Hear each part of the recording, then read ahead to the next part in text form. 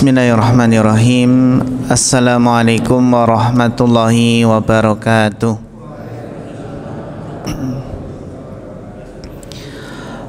Innal hamdalillah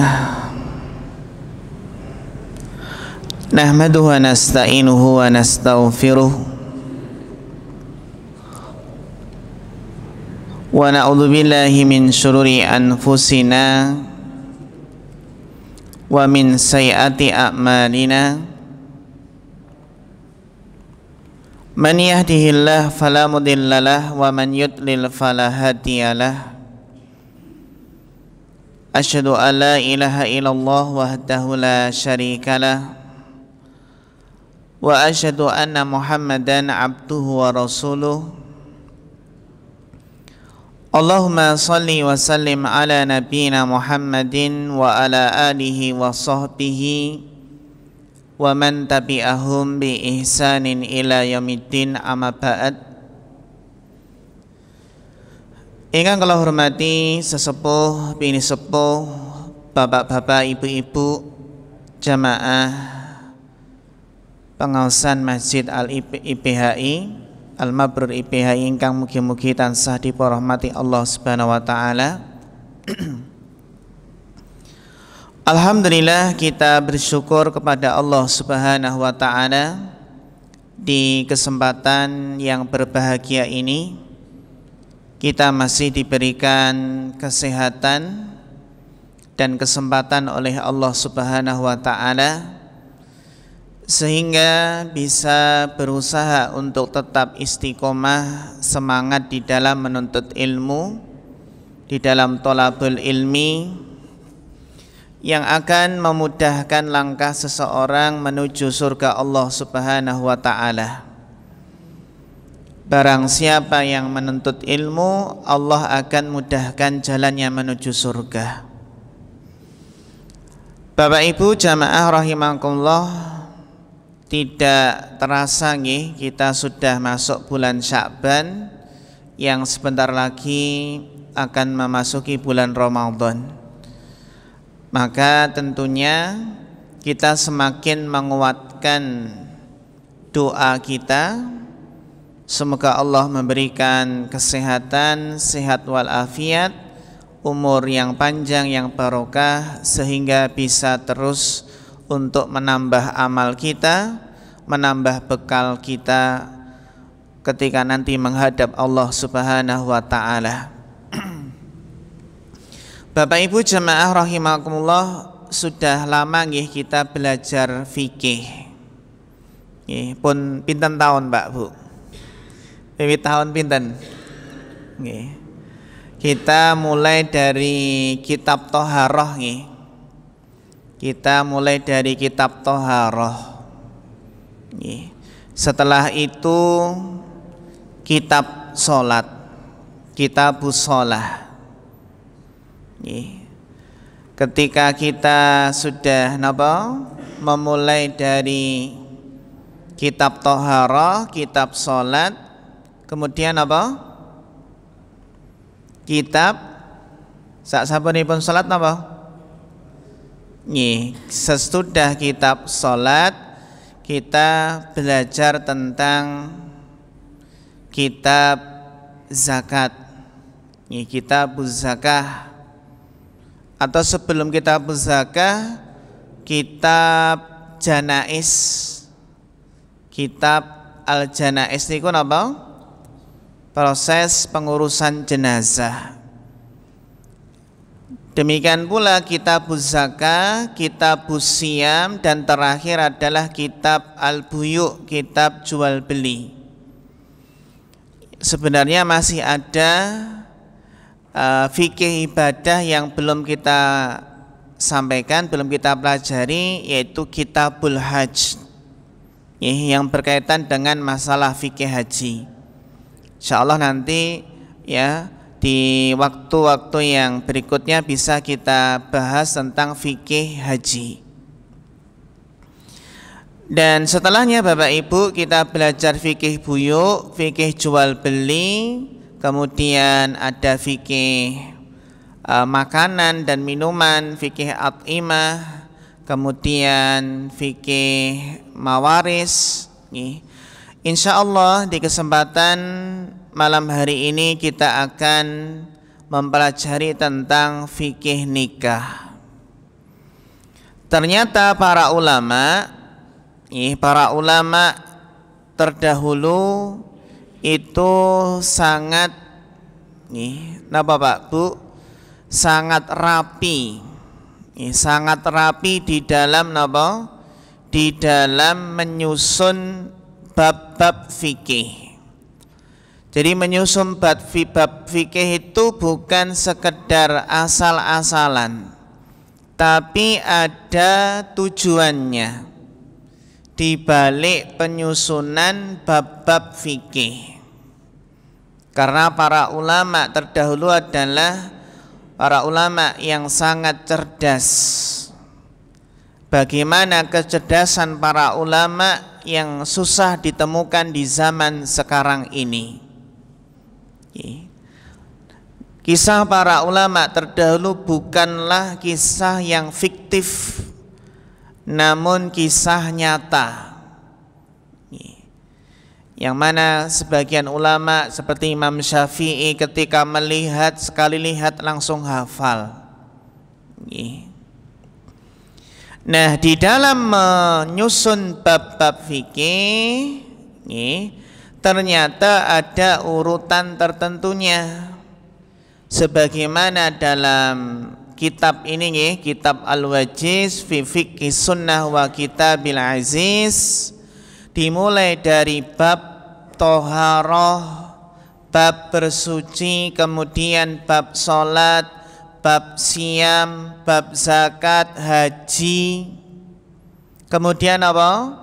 Setelah itu ada bab nikah, bab buyuk. Ternyata ada rahasianya.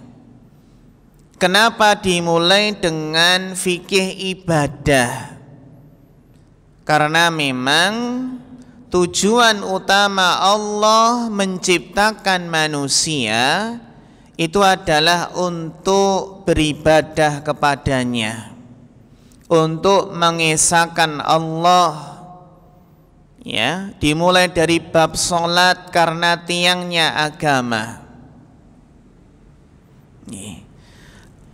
Dan sebelum sholat dimulai, kenapa dimulai dengan kitab Toharoh? Karena Toharoh itu adalah pembuka syarat sah sholat, yang sholat itu tidak sah tanpa Toharoh. Kemudian setelah itu bab puasa, karena memang Allah akan membalas dengan balasan khusus dari ibadah puasa.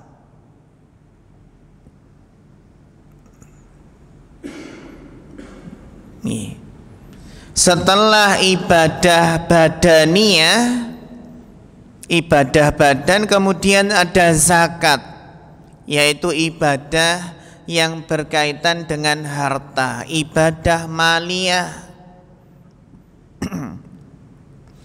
Kemudian setelah itu jual beli, karena memang manusia itu bisa beribadah dengan baik ya ketika bisa mencukupi kehidupannya.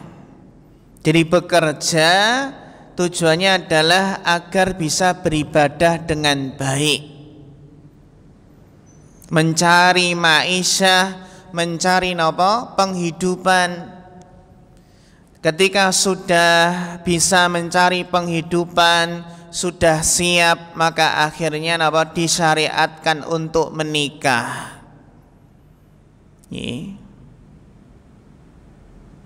Untuk menikah. Sehingga ada ungkapan mencari ma'isyah sebelum mencari Aisyah. Pundirin Pak, ma'isyah Aisyah? Ya, ma'isyah harian pun siap, pun mapan, tapi nikah itu kan bukan berarti harus sudah punya segalanya.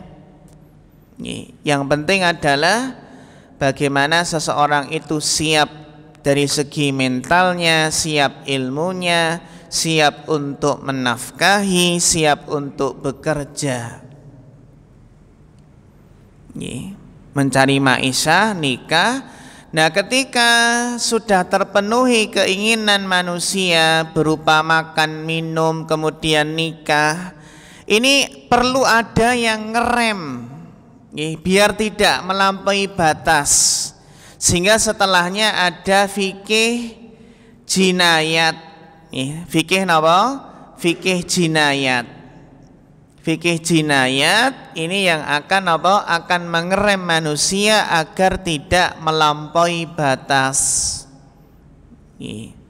Fikih hudud, fikih apa? Fikih pidana. Agar tidak mencuri, agar tidak mendolimi, agar tidak mengambil harta orang lain. Ternyata di dalam menyusun bab-bab dalam fikih niku wonten maksudipun, wonten tujuanipun. Nah, Bapak Ibu sekalian yang dirahmati Allah, ya, kita mulai di kesempatan kali ini dengan bab ataupun kitabun nikah. Qala muallif rahimahullahu taala Kitabun nikah hukmuhu. Beliau di sini memulai dengan hukum nikah, yang tentunya sebelumnya tidak diragukan lagi bagaimana kedudukan pernikahan di dalam Islam.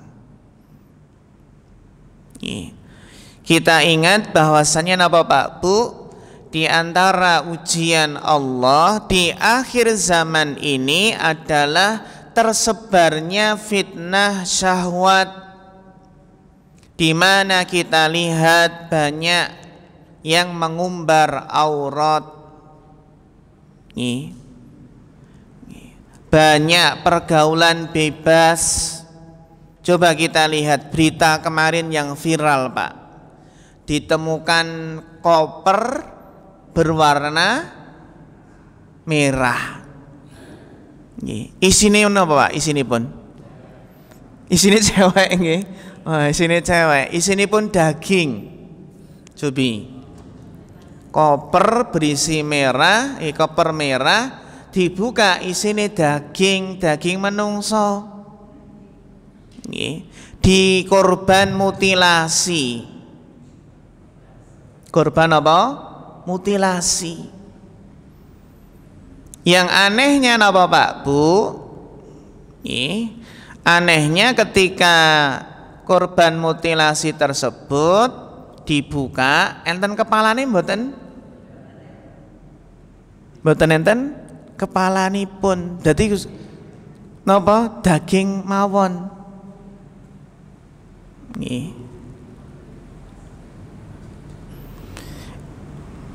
Padahal masih muda. Tapi kalau menurut info berita apa Pak Bu, sudah menikah berapa kali? 3 kali. Bagaimana apa Pak Bu? Yang benar-benar zaman sudah, ya, kita lihat bagaimana kerusakan itu banyak korban apa? Mutilasi. Yang lebih parah, anggota-anggota tubuh tersebut disebar beberapa daerah. Wonten sing enten ngapa? Ngawi, enten sing enten Trenggalek, wonten sing enten pundi Ponorogo. Bahkan kepalanipun iku dibungkus kados napa nika? Dibungkus paket. Diisolasi ngoten nggih. Akhiripun nggih mboten apa Pak Bu? Mboten bau nggih. Dipencar-pencar. Kepalanya, kakinya itu dibuang di tempat yang tersembunyi. Tapi anehnya kenapa kopernya kok dibuang sembarangan nih. Nah, kenapa Pak Bu? Akhirnya kan ketahuan nih, kenapa kok nggak diumpetin tapi dibuang sembarangan? Niatnya menghilangkan apa? Jejak. Nih. Padahal sang pelaku itu sudah punya istri, sudah punya anak, yang kabarnya istrinya juga hamil. Yang menikah, yang sudah menikah saja itu tidak aman dari fitnah, dari godaan. Wis dibujo tapi cek seneng neko-neko. Nih, apalagi yang menggoda adalah janda muda. Nih. Niki Pak Bu nih. Bagaimana tersebar kerusakan. Nih.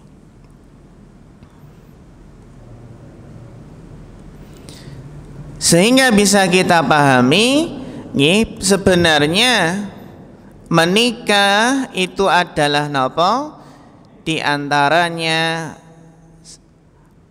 banyak sekali keutamaan yang bisa dipetik darinya. Ngendikanipun Rasulullah sallallahu alaihi wasallam, sinfani min ahlin nar lam arahuma. Ada dua jenis manusia dari ahli neraka, dari penduduk neraka yang belum aku melihatnya seperti sekarang ini. Yang pertama adalah qaumun ma'ahum siyatun ka'adnabil baqar yadribuna bihan nas. Ciri-ciri penghuni neraka adalah suatu kaum yang membawa cemeti, membawa pecut, nggih mecuti napa? Orang-orang seperti memecuti sapi, seperti ekor sapi yang memukuli manusia dengannya. Wa nisaun kasiyatun ariyatun mumilatun ma'ilat. Dan diantara ciri penghuni neraka adalah perempuan-perempuan, wanita-wanita yang berpakaian tapi telanjang, yang berjalannya berlegak-legok nih, yang kepala mereka itu seperti punuk unta, yang mengumbar aurat, yang menampakkan lekuk tubuh atau pakaian yang tipis, yang transparan. Apa kata Nabi? La yadkhulnal jannah. Mereka tidak akan masuk surga. Wala yajidna rihaha. Dan mereka tidak akan mencium baunya surga. Baunya surga mawon boten kecium. Nggih. Wa inna rihaha la yujadu min masirati kada wa kada. Padahal baunya surga, wanginya surga itu tercium dari jarak perjalanan sekian-sekian. Hadis riwayat Muslim. Niki napa Pak Bu, sehingga ngendikanipun Rasulullah sallallahu alaihi wasallam niku menganjurkan umatnya untuk menikah, terutama para pemuda. Ya ma'syaras syabab man istata'a minkumul ba'ah falyatazawwaj. Wahai para pemuda, barang siapa di antara kalian mampu untuk menikah, maka menikahlah, bagi yang mampu. Sehingga nggih kita sami dados tiyang sepuh menika napa? Ketika melihat anak itu kok kayaknya sudah pengen nikah nggih anak-anak menika, atau kita lihat gerak-gerik sudah pengen nikah nggih segera mawon. Yang penting benar-benar sudah siap segalanya. Nggih. Zaman sak punika nggih Pak Bu nggih, wis ibaratipun kok ada anak yang kayaknya sudah dekat dengan seorang wanita lawan jenis, ibaratipun daripada pacaran wis dinikahke wae. Kan enten nikah ngoten nggih. Fa innahu aghaddu lil basar wa ahsanu lil farj, karena menikah itu lebih menundukkan pandangan dan lebih menjaga kemaluan. Wa man lam yastati' fa alaihi bisawm, dan jika belum mampu maka hendaklah puasa. Fa innahu lahu wijaun, karena puasa niku napa? Ingkang dados tameng, membentengi dirinya. Jadi Bapak Ibu yang dirahmati Allah Subhanahu wa taala, menika nggih pernikahan itu termasuk nikmat besar dari Allah Subhanahu wa taala. Nikmat berumah tangga niku bagaimana suami istri bekerja sama agar bisa sampai ke surga. Yang penting apa? Bisa membuka pintu-pintu kebaikan.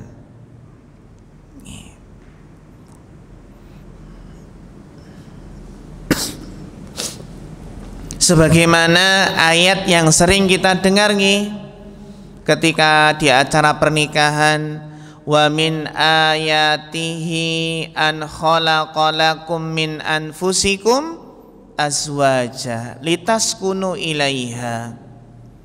Di antara tanda-tanda kebesaran Allah, dialah yang menciptakan pasangan-pasangan untukmu dari jenis kamu.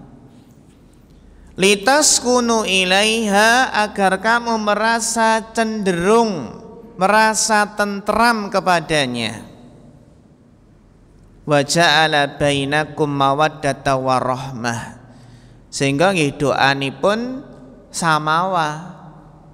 Napa Pak Bu samawa? Sakinah, mawaddah, warahmah.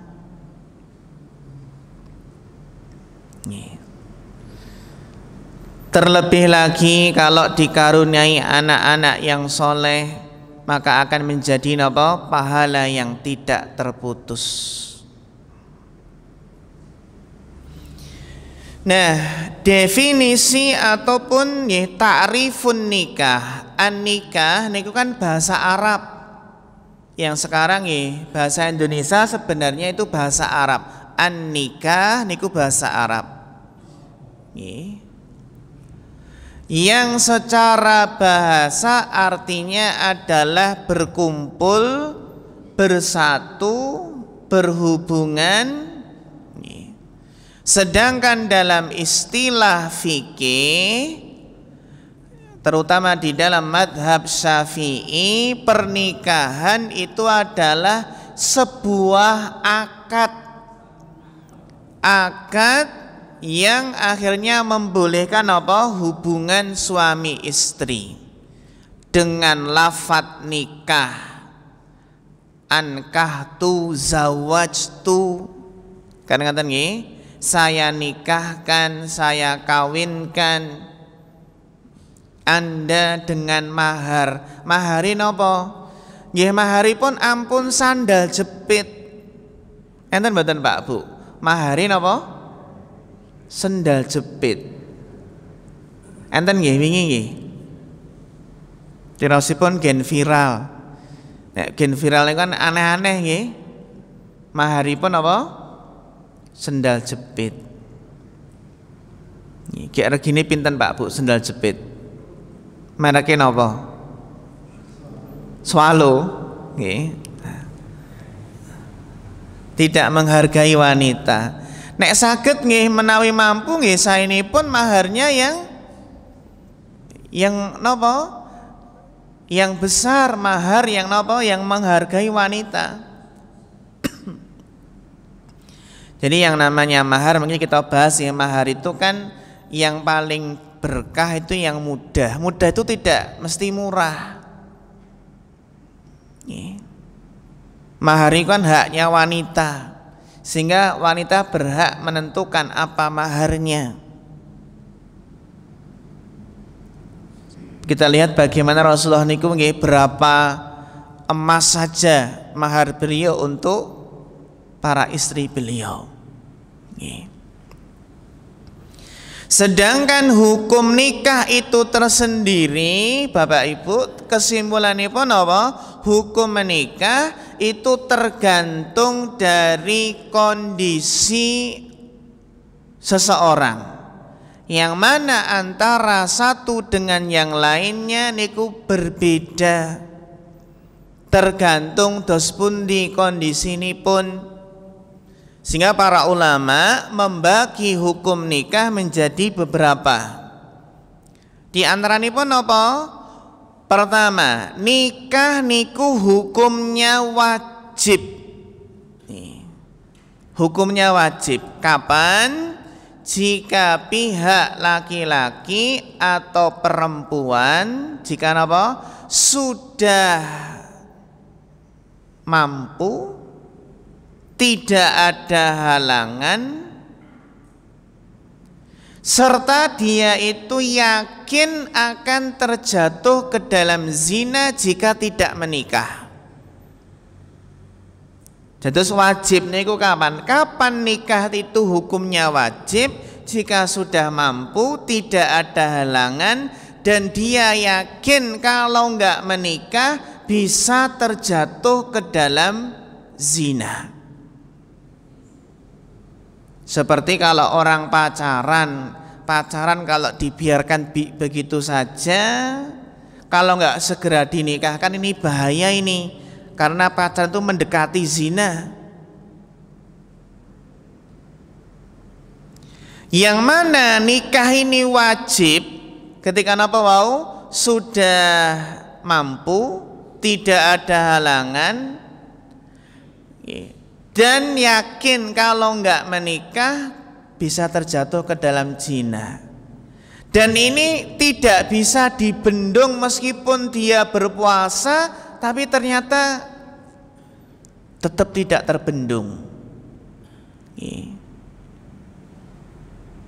Maka niki Bapak Bu wajib, karena wajib bagi setiap muslim dan muslimah menjaga kesuciannya, menjaga kehormatannya dari hal-hal yang diharamkan dalam syariat.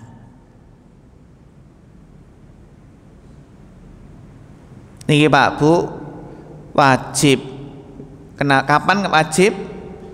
Kalau enggak nikah yakin bisa terjatuh apa? Ke dalam zina. Di jalan satunya dinikahkan. Maka orang tua niku nggih harus peka nggih, harus peka dengan kondisi anak. Ini anak saya kok kayaknya harus segera dinikahkan.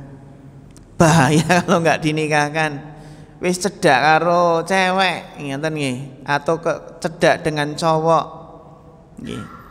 Zaman riyin Bapak Ibu nggih, ketika zaman riyin niku nggih, ketika ada yang ngapeli, setelahipun ada cowok, ada laki-laki yang ngapeli niku, ya tegas, orang tua itu tegas, nggak boleh lawan jenis itu main ke rumahnya, istilahnya ngapeli. Nah, zaman sekarang beda Bapak Ibu. Zaman sekarang itu sebagian orang tua merasa khawatir kalau anak gadisnya nggak ada yang ngapeli. Engko jojo anakku ora apa? Ora payu ngoten nggih. Khawatir ya.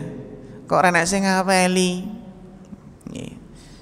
Nah, mulai zaman sakniki wis biasa. Ngapeli dianggap wis biasa. Nggih. Bahkan terkadang alasanipun apa Pak Bu? Alasanipun kerja kelompok. Padahal apa? Ngapeli nggih. Yang kedua, hukumnya sunnah. Kapan nikah niku hukumnya sunnah? Sunnah niku menawi kondisinya pripun?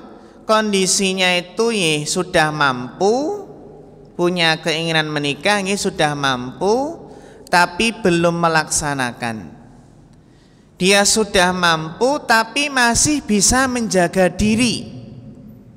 Bisa menjaga diri tidak terhindar atau apa, bisa terhindar dan terlindung dari zina.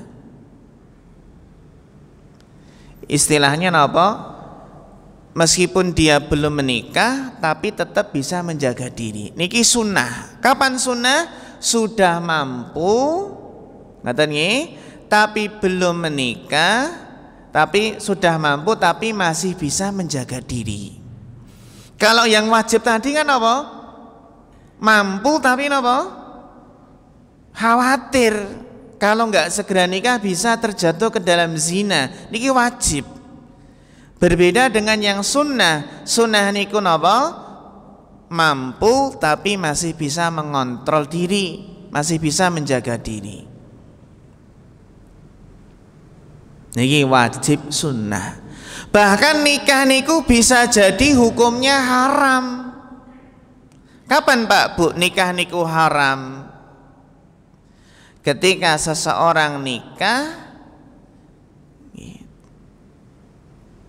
tidak memiliki keinginan, jadi dia nggak pengen nikah dan juga tidak memiliki kemampuan, terus dipaksa nikah. Tidak ingin, tidak punya keinginan dan apa? Dan tidak mampu, namun dipaksa. Ini haram. Karena apa? Nanti dikhawatirkan kehidupan rumah tangganya, dikhawatirkan anak istrinya terlantar. Atau seseorang menikah itu dengan tujuannya untuk apa? Untuk mengambil hartanya. Berarti nikah seperti ini hukumnya haram karena niatnya yang enggak benar. Atau seperti ini nikah yang karena dipaksa. Dan bisa nikah niku hukumnya makruh. Kapan Pak Bu makruh? Yaitu ketika seseorang memiliki kemampuan untuk menahan diri, bisa menahan diri dari perbuatan zina, akan tetapi belum berkeinginan untuk menikah, belum punya keinginan untuk memenuhi kewajiban mencari nafkah bagi suami. Intinya nggih napa sudah mampu tapi apa? Belum niat. Belum niat menikah, belum istilahnya belum punya napa? Kesiapan untuk memenuhi kewajibannya. Dan yang berikutnya napa Pak Bu? Yang kelima itu bisa mubah. Mubah niku kawan? Jika memiliki kemampuan, keinginan, akan tetapi napa? Jika tidak nikah pun dia bisa terhindar dari zina. Jika pernikahan dilakukan, orang tersebut juga tidak mentelantarkan istrinya. Sehingga napa? Tergantung kondisi masing-masing. Bisa wajib, sunnah, haram, makruh dan mubah. Ini berkaitan kalian apa hukum-hukumipun.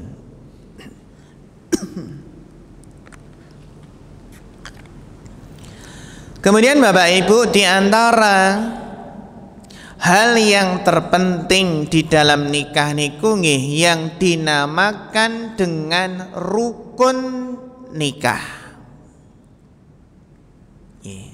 Ini penting sangat berkaitan kalian apa? Rukun nikah.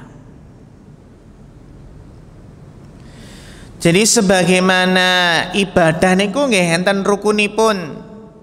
Wingi nggih fikih jual beli nggih wonten rukunipun. Yang mana rukun ini kan syarat nggih, syarat yang menjadikan sah, sahnya suatu amalan. Sehingga rukun nikah itu artinya adalah semua perkara yang wajib ada, yang wajib dilaksanakan, yang menentukan sah tidaknya suatu pernikahan. Niki rukun, suatu yang harus ada, wajib ada. Kalau enggak ada, tidak sah nikahnya. Nah, para ulama menjelaskan arkanun nikah khamsah.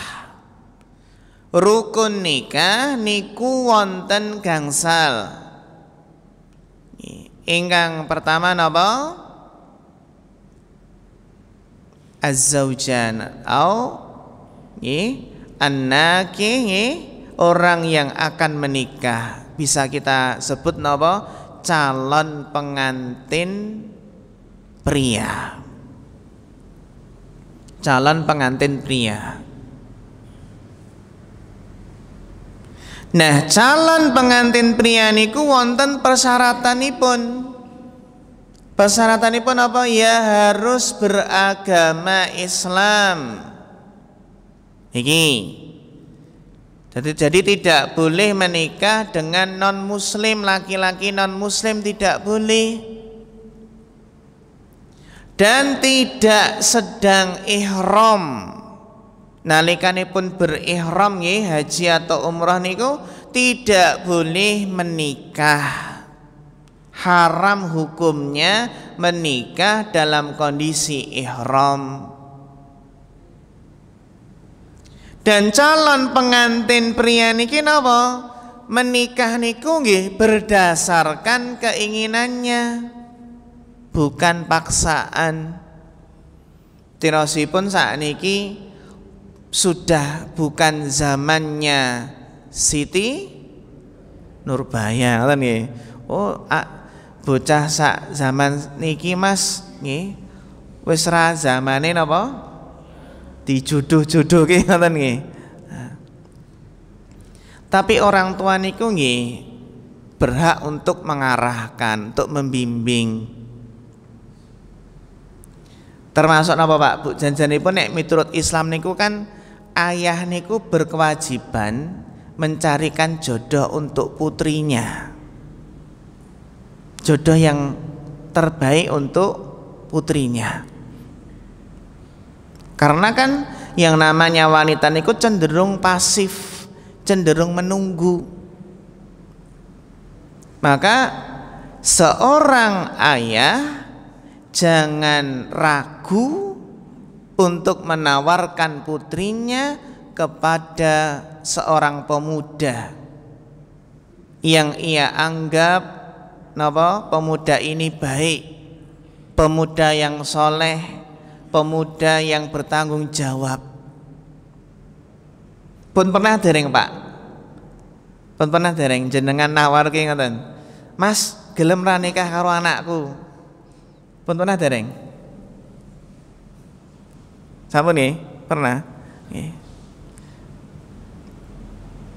Niku bukan sesuatu yang napa nggih? Bukan sesuatu yang rendah. Justru niku napa Pak? Menunjukkan kepedulian. Mungkin kita lihat ada seorang pemuda yang kita pandang itu orangnya baik, orangnya soleh, bertanggung jawab, akhlaknya baik, intinya agama, akhlaknya baik, bertanggung jawab. Syukur-syukur ganteng, napa malih Pak Bu? Sugih, nggih. Napa malih? Wis komplit nggih. Mboten napa-napa. Nggih. Masa putrinya sendiri napa Pak Bu?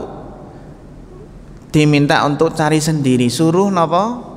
Suruh istilahnya menembak seorang pemuda kan nggih. Mosok napa Pak Bu? Nek cah wedok sing mau mulai kan terus napa? Boleh enggak Bu?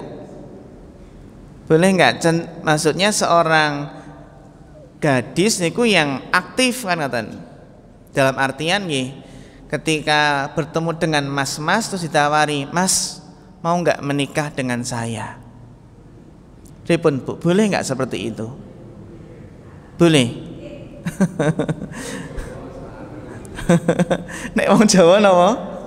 Oh sarung ngoten nggih.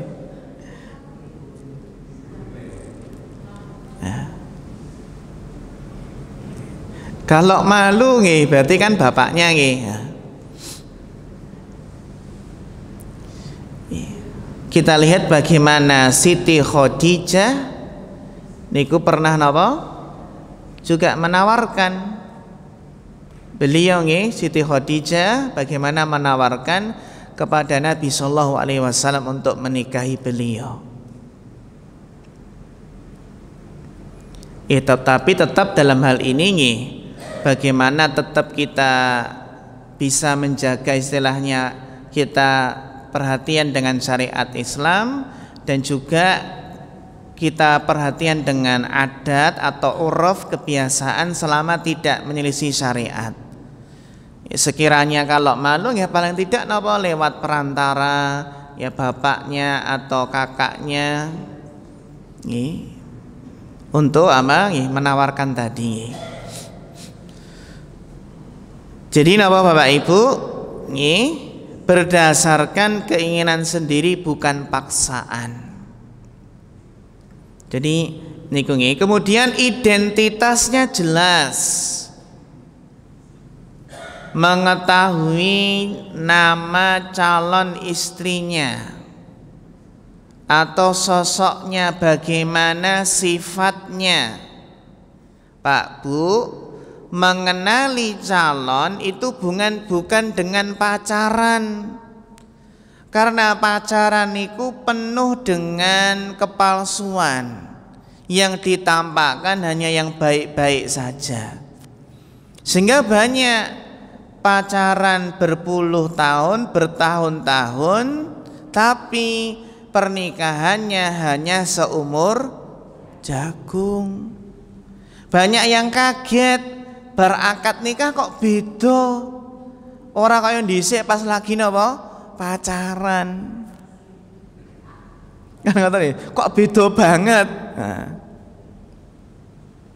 Yang seharusnya niku jadi sesuatu yang indah, kan nggih, indahnya pacaran setelah menikah. Kan ngoten nggih. Ya pacarannya nanti setelah menikah, bulan madu, dolan teng pundi ngoten nggih.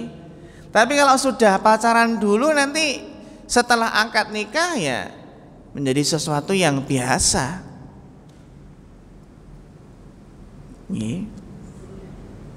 Jadi napa? Mengenali calon itu bukan dengan pacaran, tapi bagaimana menggali informasi yang valid tentang calon tersebut yang bisa dipercaya, yang objektif nggih. Jangan hanya mencari informasi dari orang tua calon. Kalau orang tua calon pripun?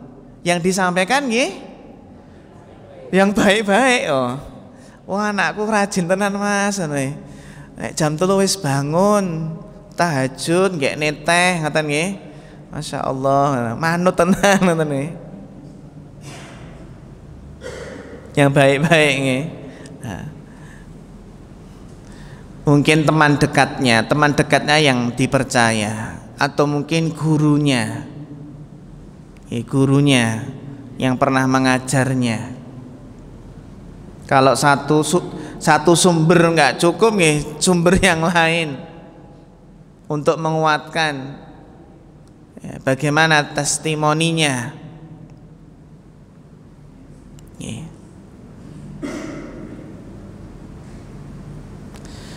Dan syarat berikutnya adalah napa? Harus mengetahui bahwasannya calon tersebut bukan apa Pak Bu? Bukan yang haram untuk dinikahi. Seperti masih ada hubungan nasab atau maksudipun apa? Saudara sepersusuan. Niki rukun yang pertama, adanya calon pengantin pria. Berarti rukun yang kedua napa? Adanya calon pengantin wanita. Sama nggih, sama dengan apa? Sama dengan tadi, ada beberapa tambahan nggih. Di antaranya napa Pak Bu?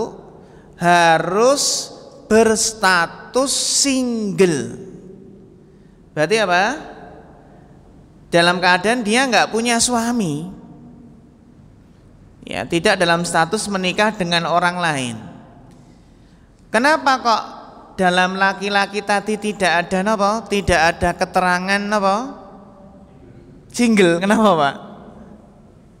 Karena dalam Islam niku napa? Boleh hukumnya berpoligami. Boleh. Tapi syaratnya berat.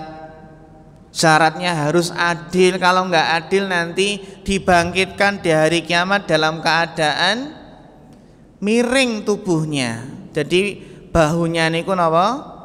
Miring. Berarti kalau di akhirat ada yang jalannya miring-miring, berarti bojone dhisik pinten?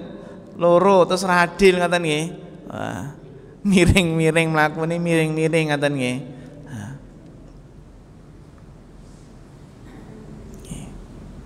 Enten mboten Pak Bu, seorang wanita cek duwe bojo nikah padahal dereng cerai. Nggih. Enten mboten? Nggih. Haram hukumipun. Nek gonta-ganti bojo asal mboten Bu. Wis nikah ping 3, jarene nikah siri.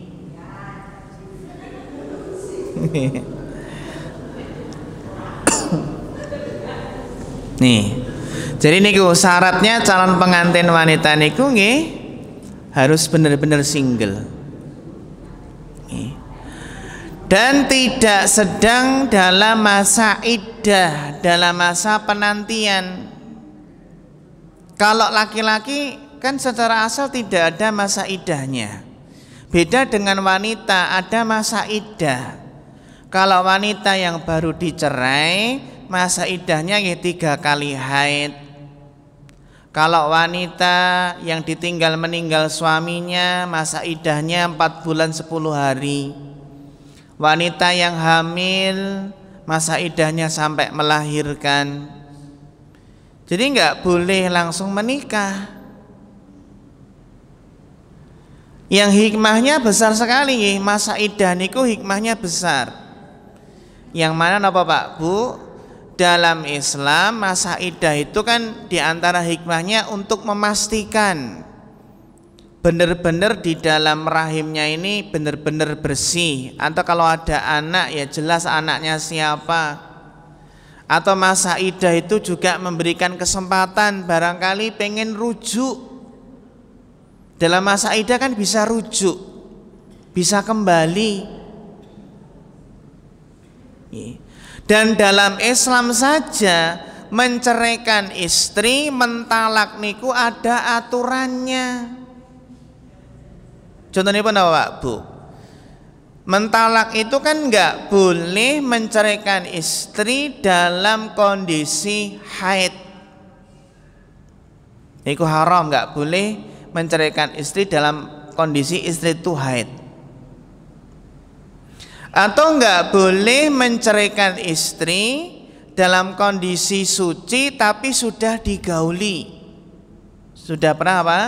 Selesai haid, kemudian digauli, terus dicerai, nggak boleh. Jadi memang bolehnya menceraikan itu ketika apa? Ketika dalam kondisi suci, selesai haid itu suci dan belum digauli. Hikmahnya apa? Hikmahnya adalah biar seseorang itu tidak tergesa-gesa dalam menjatuhkan talak, menjatuhkan cerai. Jadi berpikir dulu, berpikir ulang. Menceraikan saja ada aturannya. nggak boleh ketika dalam haid, nggak boleh ketika suci tapi sudah dicampuri. Dan ketika menceraikan itu juga nggak boleh mengusir istri dari rumah. Wis tak cerai berarti napa? Wis minggat kono katanya, atau mulai nyanggone wong tuamu kono. Nggak boleh mengeluarkan istri dari rumah, itu nggak boleh ketika masih dalam masa iddah. Tujuannya pun apa Pak? Bagaimana apa? Bisa berubah pikiran, mungkin balik melih, rujuk. Nah saat ini mboten. Seorang kalau pengen menceraikan istrinya, dah waktunya nggak diperhatikan. Dalam haid, ketika masih haid diceraikan. Bahkan ketika sudah menceraikan apa? Langsung diusir. Atau mungkin dari pihak istri yang minta diceraikan terus kabur ke rumah orang tua. Kita lihat Bapak Ibu nih, perceraian itu semakin hari semakin tahun itu nih, tahun berganti itu semakin banyak angka perceraian.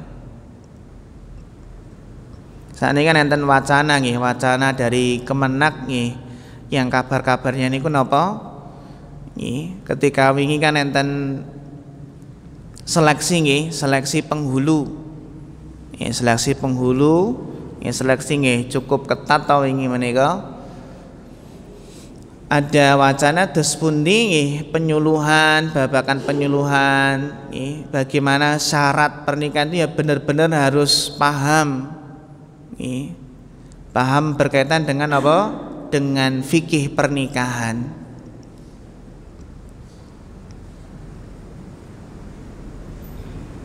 Dan ini tidak sedang masa iddah. Kemudian rukun yang ketiga ada apa Pak Bu? Adanya wali. Niki rukun harus ada. Kalau nggak ada nggak sah. La nikaha illa biwali wa syahidain. Tidak sah nikah kecuali dengan adanya wali dan 2 saksi. Hadis riwayat Tabrani. Terus nikah niku tanpa wali, ada wanita nikah tanpa wali, nikahnya tidak sah. Napa malih enten mboten sing nikah bapake ra dikabari. Jare nikah siri. Janjane nikah siri niku atosipun apa Pak? Toh Pak Bu. Nikah siri niku janjane atosipun apa? Nikah siri apa nikah sembunyi-sembunyi, nikah diam-diam?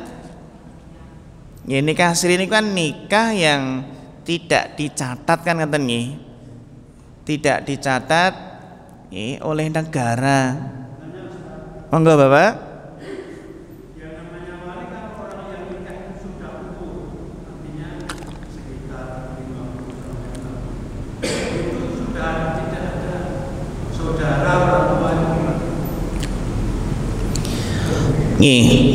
Jadi dalam Islam, dalam fikih nikah, wali itu adalah yang bisa jadi wali itu tidak hanya orang tua, tidak hanya kakek,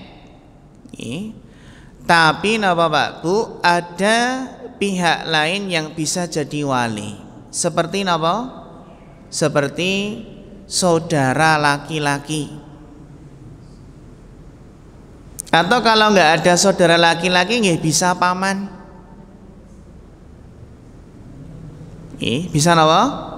Paman. Bahkan sebagian madhab itu ada yang membolehkan yang menikahkan itu adalah anak laki-lakinya. Meskipun ini juga perlu dibahas ya, apakah benar-benar boleh yang menikahkan itu anak laki-lakinya. Tapi paling tidak nih harus urut nih, kalau nggak ada ayah berarti kakek, dan kalau nggak ada nanti saudara laki-laki atau paman dulu. Ini ku wonten urut-urutanipun. Nah, kalau tidak ada semua adalah yang tidak ada wali, maka al-hakim waliyun liman lam waliyalahu. Jadi waliul hakim, walinya adalah hakim, itu bagi yang tidak punya wali. Jadi wali hakim kalau benar-benar tidak ada wali lagi. Walinya wali apa? Hakim. Petugas, petugas KUA. Jadi hakim niku adalah waliyu man la waliyalahu.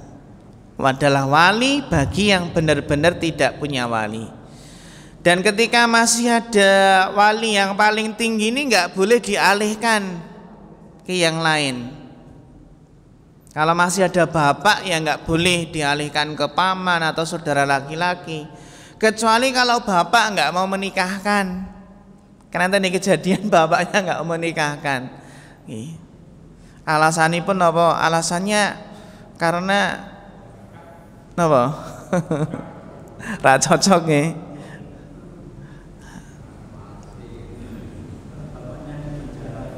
Bapaknya di penjara nih.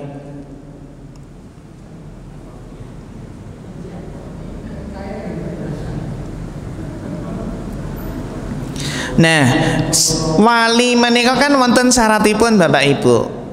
Syarat-syarat wali itu wali itu harus berdasarkan keinginannya sendiri. Tidak boleh dipaksa, tidak boleh tertekan, terpaksa. Dan wali tersebut harus merdeka, bukan budak. Dan wali itu harus laki-laki, dewasa, sudah balik. Dan wali itu adalah tidak disifati dengan kefasikan, tidak mengalami gangguan akal. Berarti harus waras, sehat jasmani rohani, bukan ODGJ. Nah, tapi sayangnya orang gila itu malah dikatakan wali lho Pak Bu. Ketemu orang gila di jalan, dicium tangannya. Katanya ibu apa? Katanya wali. Oh ini wali nih, padahal orang gila. Wali dicium tangannya, ditanyai besok nomornya yang keluar berapa.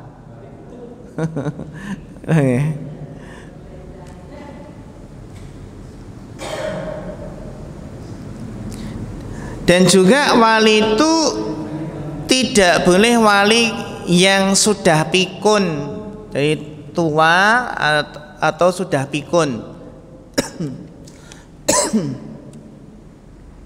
Apalagi gila nih.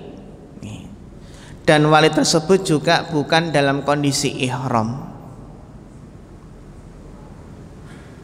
Yang intinya apa Pak Bu? Walinya perempuan itu adalah ayahnya. Yang bisa jadi wali itu juga ada kaitannya dengan ilmu waris kemarin, asobah.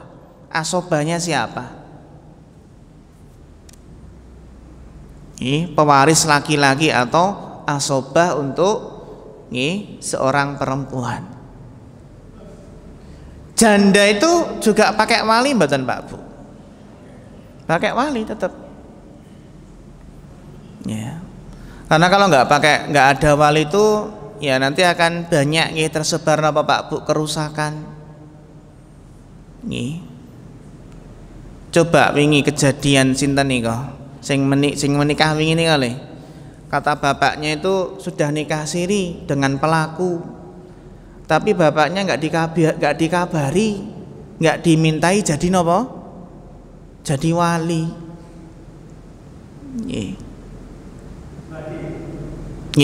Monggo Bapak.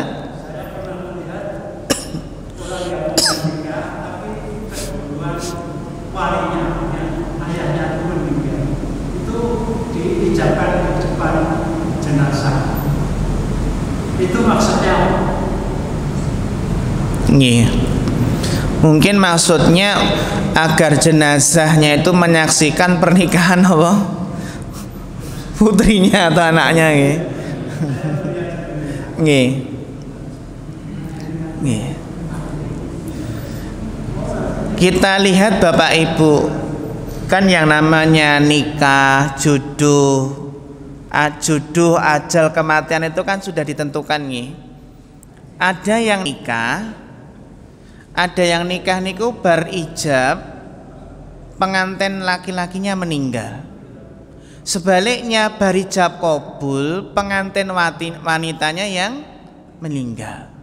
Kecapean, kelelahan, kena penyakit jantung dan lain sebagainya, dan sebab lainnya.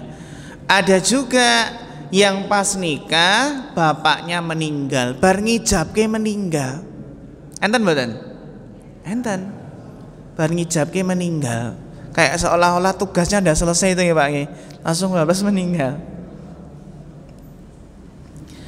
Yang intinya Bapak Ibu, kalau dalam Islam belum kita ketahui adanya syarat ketika menikah, terutama di hari pernikahan di hari pernikahan putrinya, kemudian bapaknya meninggal, terus apa? Terus menikahnya itu dihadirkan di hadapan jenazah. Belum kita tahu apa dalilnya.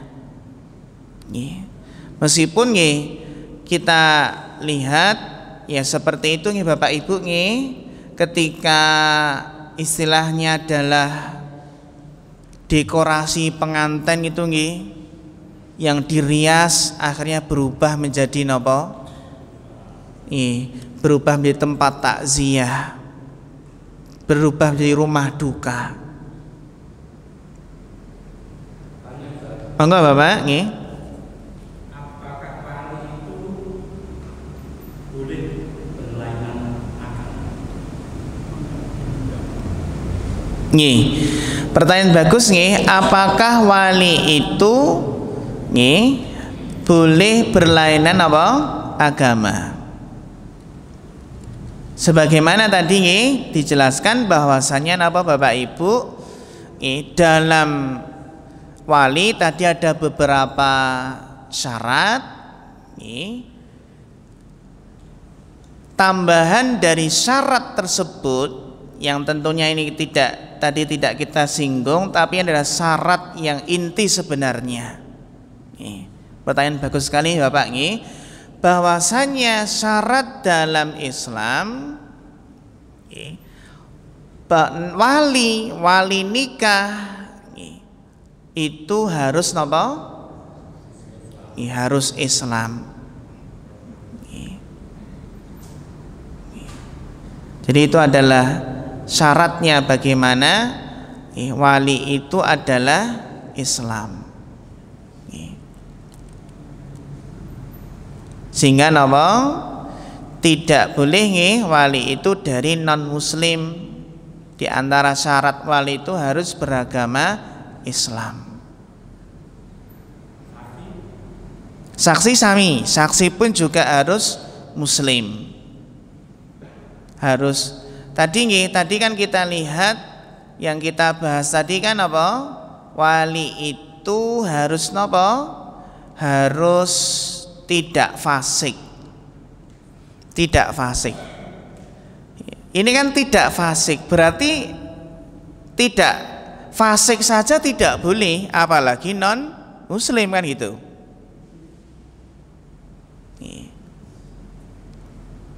Sehingga memang benar Bapak berkaitan dengan wali dan saksi itu disyaratkan harus beragama Islam.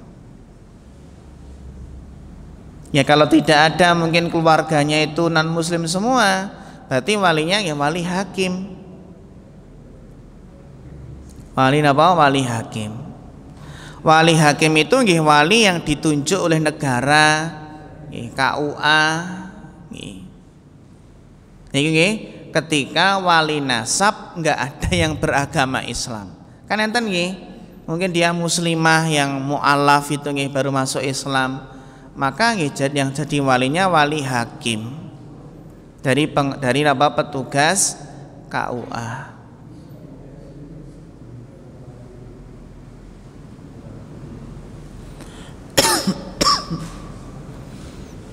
Niku terutama kagem napa?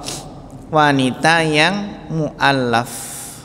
Wanita yang mu'allaf. Jadi para ulama memang sepakat bahwasanya wali itu harus beragama Islam. Meskipun ayahnya sendiri, tapi kalau non muslim tidak bisa jadi wali. Karena apa? Wal mu'minuna wal mu'minatu awliya'u ba'din, ba'duhum awliya'u ba'd. Jadi mukmin laki-laki dan mukmin perempuan, sebagian mereka adalah wali sebagian yang lain.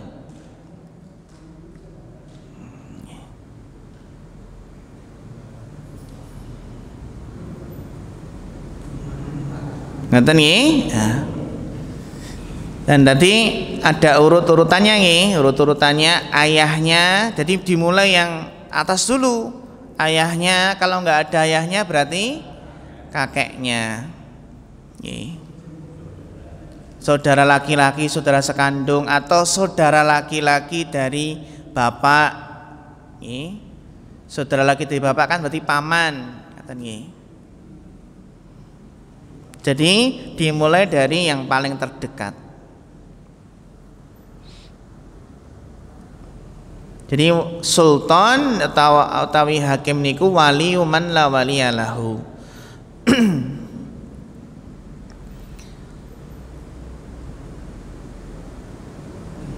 Kemudian Bapak Ibu, rukun yang keempat adalah 2 orang saksi. Yang mana saksi inilah yang akan menentukan pernikahan itu sah atau tidaknya. Jadi syaratnya harus benar-benar kompeten dalam hal di bidang persaksian. Dan saksi niku tidak bisa merangkap jadi wali. Aku tak wali ya saksi sisan. Nggak bisa tidak bisa merangkap. Jadi nggak boleh jadi wali sekaligus saksi. Biasanya pun nek saksi pan nikah di rumah saksi ini pun kathah. Tapi kalau nikah di kawah saksi ini kathah mboten. Sakniki nek menawi nikah di kawah gratis nggih Pak nggih. Gratis nggih. Tapi terusipun sakniki nek nikahipun akad nggih. Naminipun kalau nikah akad nggih bayar nggih.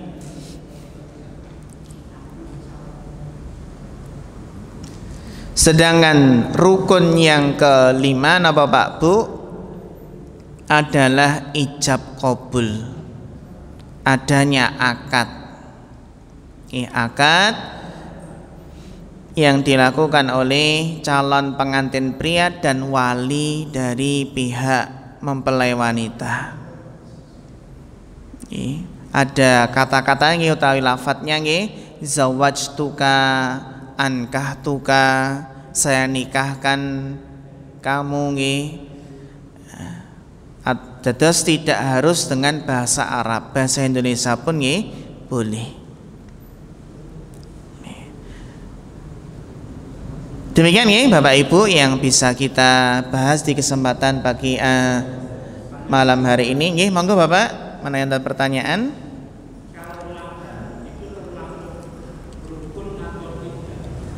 Mahar niku termasuk kewajiban. Jadi beda dengan apa? Dengan rukun. Seperti dalam surat niku apa? Seperti dalam surat kan ada rukun sholat, ada wajib-wajib sholat. Ngaten nggih? Jadi hukum mahar dalam Islam adalah wajib. Tapi bukan rukun. Tapi bukan apa? Bukan rukun. Nggih. Nggih. Nggih, jika seandainya tidak ada mahar, namanya maharnya masih menghutang gitu nggih. Itu nggih sah saja. Tapi napa? Secara asal pernikahannya sah, tapi berdosa karena napa?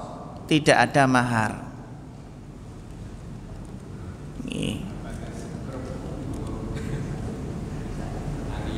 Ngaten nggih dados kalau di dalam itu kan mahar niku carilah meskipun cincin dari gembreng. Kan ngaten nggih. Cincin dari besi niku kan apa, Pak? Cincin dari besi napa? Gembreng maksudipun. Nggih. Gembreng niku dari besi. Iltamisu walau bi khatamin min hadid. Carilah mahar itu meskipun cincin dari besi. Gembreng niku wau kan nggih. Jadi Bapak Ibu nggih, pernikahan tanpa mahar niku sah. Nggih Bapak? Nggih. Pada di masyarakat itu orang-orang itu ya banyak menikah lagi. Katanya sih. Nggih. Kalau nikah ini itu apakah hukum-hukumnya juga sama? Nggih. Dan syarat-syaratnya juga sama atau tidak? Nggih. Nggih, pertanyaan bagus Bapak nggih. Sebelum jawab nggih pertanyaan yang ini, terus berkaitan dengan tadi nggih, nikah tanpa mahar niku nggih, nikahnya sah.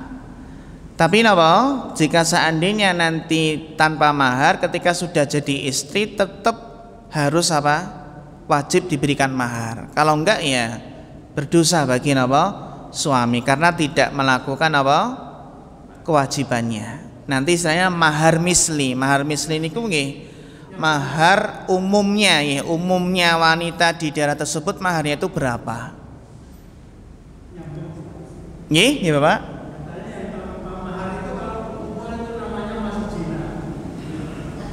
Kalau tanpa mahar pripun? Tanpa mahar Nggih.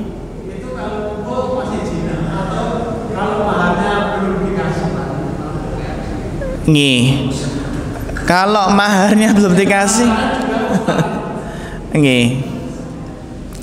Jadi Bapak Ibu, mahar itu kewajiban, bukan syarat sah nikah. Nggih. Sehingga mahar itu kan boleh ngutang. Boleh ngutang.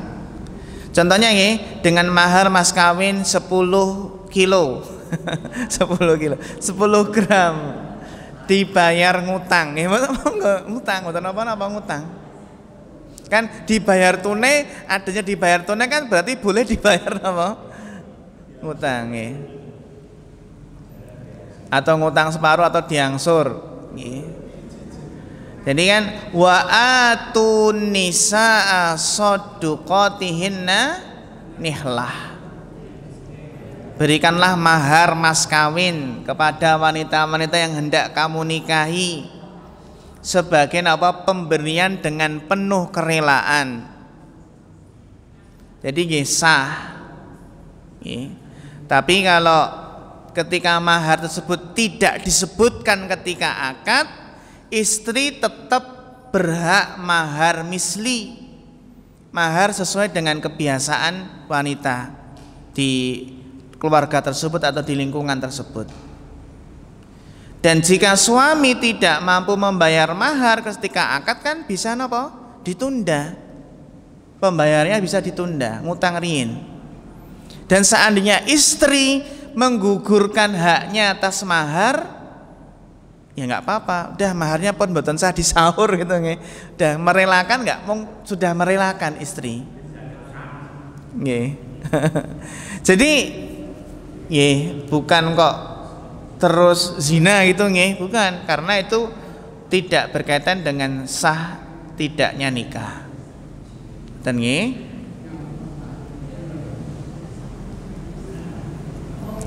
Terus berkaitan dengan nikah siri Bapak Ibu. Nikah siri itu sebenarnya dalam istilah syar'inya nikah urfi. Nikah urfi itu adalah nikah yang tidak dicatat oleh negara. Sehingga apa? Sehingga nikah siri atau nikah urfi itu semuanya sama dalam hal rukun-rukun, dalam hal syarat-syaratnya.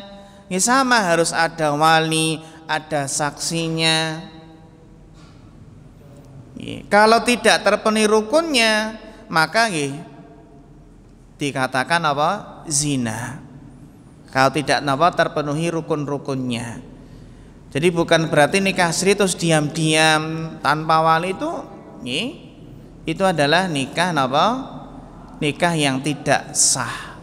Jadi sami antara nikah yang resmi niku nikah yang resmi dicatat oleh KUA dengan nikah siri itu rukun-rukun dan syarat-syaratnya itu sama, Bapak. Sehingga kalau enggak dipenuhi maka nikahnya tidak sah.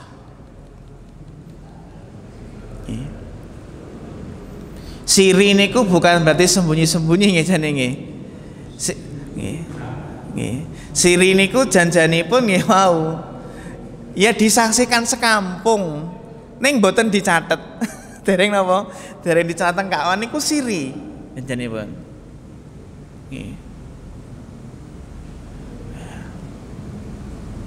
Atau kan identiknya kan apa Pak Bu, siri itu cuma beberapa orang itu satu wali dua saksi kan ngaten tetap tetap itu juga harus terpenuhi rukun-rukunnya ngaten dados niku istilah nikah siri niku nikah urfi dalam artian apa, tidak dicatat oleh negara.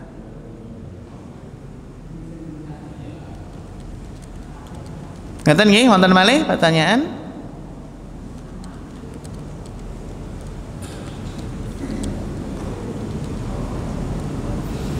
Seperti dalam sholat Bapak Ibu kalau dalam sholat itu kan kadang meninggalkan suatu kewajiban tapi sholatnya tetap sah. Jadi tadi pernikahan tanpa mahar bukan termasuk zina karena mahar bukan syarat pernikahan. Syarat sah pernikahan. Kata wallahu taala alam bisawab. Insyaallah pertemuan lajengipun kita bahas malih terus wonten pembahasan ingkang penting sangat babakan fikih nikah. Makaten kita cekapaken fa akhirul kalam wassalamualaikum warahmatullahi wabarakatuh.